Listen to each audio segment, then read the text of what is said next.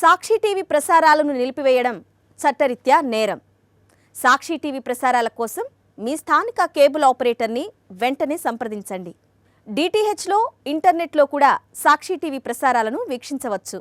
Right, breaking news చూస్తున్నాం. ఢిల్లీలోని చారిత్రక ఎర్రకోట వద్ద జరిగిన కారు పేలుడు ఘటనకు సంబంధించి పలు కుట్రకోణాలు వెలుగులోకి వస్తున్నాయి. ఆపరేషన్ సింధూర్కు ప్రతీకారంగానే ఈ పేలుడుకు తెగబడినట్లుగా తెలుస్తోంది. పలు రాష్ట్రాల్లో భారీ ఎత్తున దాళ్లకు ఉగ్రవాదులు ప్లాన్ చేసినట్లుగా సమాచారం అందుతోంది. ఫరీదాబాద్ మాడ్యూల్ను పోలీసులు భగ్నం చేయడంతో ఈ నెట్వర్క్లో భాగమైన ఉమర్ నబీ సూసైడ్ బాంబర్గా మారినట్లుగా భద్రతా బలాలు భావిస్తున్నాయి. ఈ కోణంలో కూపి కూడా లాగుతున్నాయి నిఘా వర్గాలు, దర్యాప్తు ఏజెన్సీలు.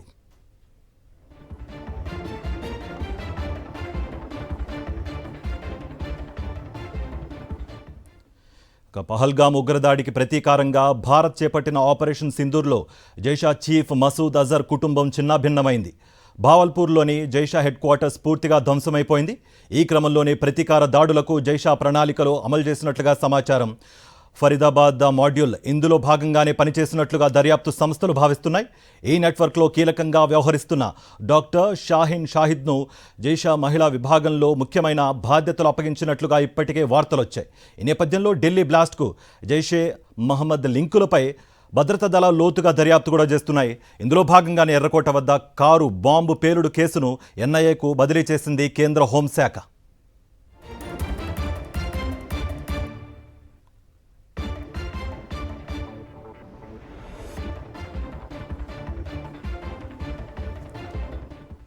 ఇదే అంశానికి సంబంధించి మరింత సమాచారం మా ప్రతినిధి వెంకటేష్ లైవ్ ద్వారా మరింత సమాచారాన్ని అందిస్తారు. వెంకటేష్, ముఖ్యంగా ఆపరేషన్ సింధూర్కు ప్రతీకారంగానే ఒక మాడ్యూల్ని ఏర్పాటు చేసి దాని ద్వారా ఆపరేట్ చేసినట్టుగా కూడా ఒక సమాచారం అందుతోంది. మీ దగ్గరున్న సమాచారం ఏంటి?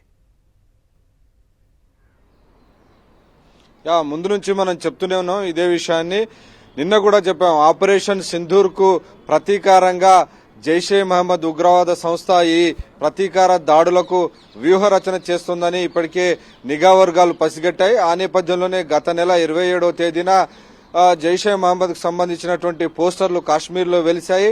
ఆ తర్వాత పోలీసులు కొద్దిమందిని పట్టుకున్నారు. డాక్టర్ ఆదిల్ అనేటువంటి కాశ్మీర్ డాక్టర్ను పట్టుకోగా ఈ మొత్తం తీగ లాగితే డొంక కదిలినట్లుగా అల్ ఫలా యూనివర్సిటీలో పనిచేస్తున్నటువంటి డాక్టర్ల తీగ మొత్తం కూడా ఒక డొంక కదిలింది.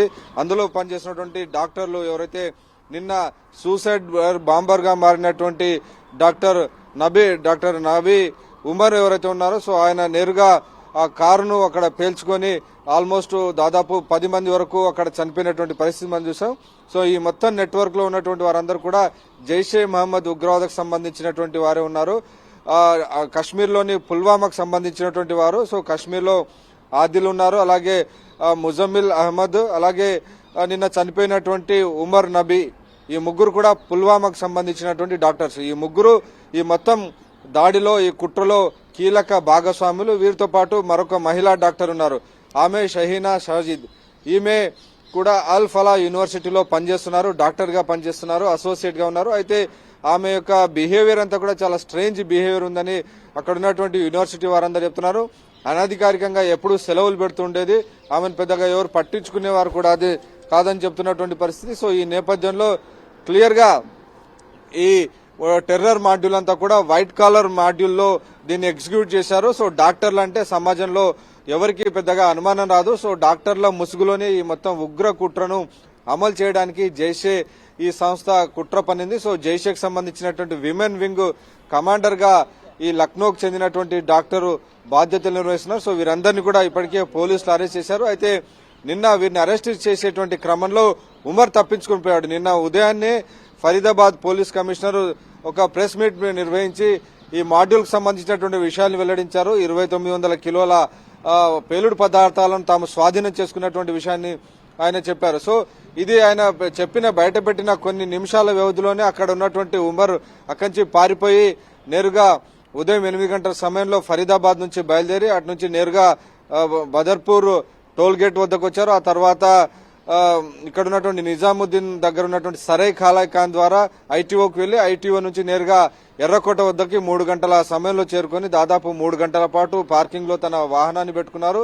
అప్పటి వరకు కూడా పోలీసులు ఎవరు అతన్ని అనుమానించలేదు. ఒకవేళ పోలీసులు కనుక అక్కడే పట్టుకుని ఉంటుంటే ఇంత పెద్ద ఘటన జరిగి ఉండేది కాదు అనేటువంటి వాదన అయితే వినబడుతుంది. సో మొత్తానికి నిన్న ఆల్మోస్ట్ 3 టన్నుల పేలుడు పదార్థాలు కనుక పోలీసులు గుర్తించకపోయి ఉంటే, భగ్నం చేయకపోయి ఉంటే ఈ ఘటన మరింత పెద్దగా ఉండేది.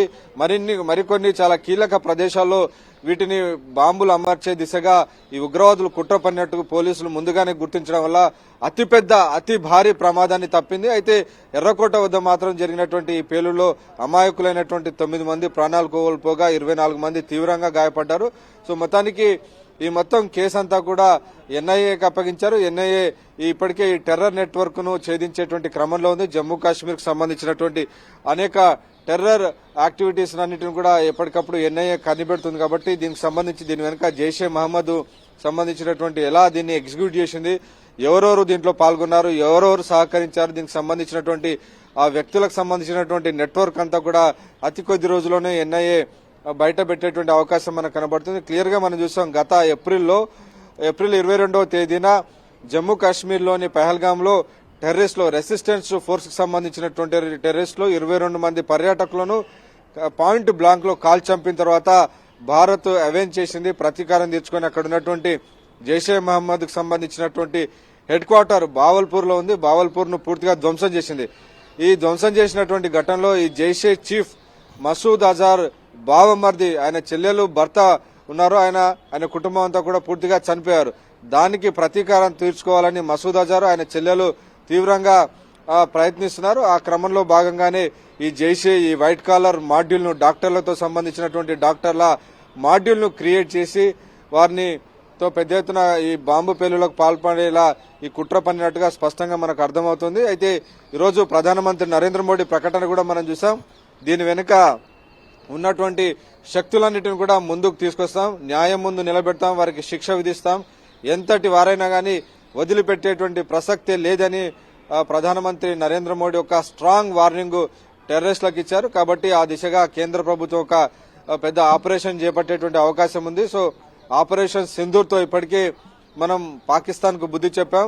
సో అదే తరహాలో కాకపోయినప్పటికీ ఖచ్చితంగా ఉగ్రవాదులకు బుద్ధి చెప్పే విధంగా ఒక గట్టి ఆపరేషన్ చేసి ఉగ్రవాదులకు ఒక గట్టి సంకేతాన్ని మాత్రం పంపేటువంటి అవకాశం మనకు కనబడుతోంది. ఈరోజు ప్రధానమంత్రి నరేంద్ర మోడీ ప్రకటన కూడా మనం చూసాం. దీని వెనుక ఉన్నటువంటి శక్తులన్నిటిని కూడా ముందుకు తీసుకొస్తాం, న్యాయం ముందు నిలబెడతాం, వారికి శిక్ష విధిస్తాం, ఎంతటి వారైనా గానీ వదిలిపెట్టేటువంటి ప్రసక్తే లేదని ప్రధానమంత్రి నరేంద్ర మోడీ ఒక స్ట్రాంగ్ వార్నింగ్ టెర్రరిస్టులకు ఇచ్చారు. కాబట్టి ఆ దిశగా కేంద్ర ప్రభుత్వం ఒక పెద్ద ఆపరేషన్ చేపట్టేటువంటి అవకాశం ఉంది. సో ఆపరేషన్ సింధూర్ తో ఇప్పటికే మనం పాకిస్తాన్ కు బుద్ధి చెప్పాం.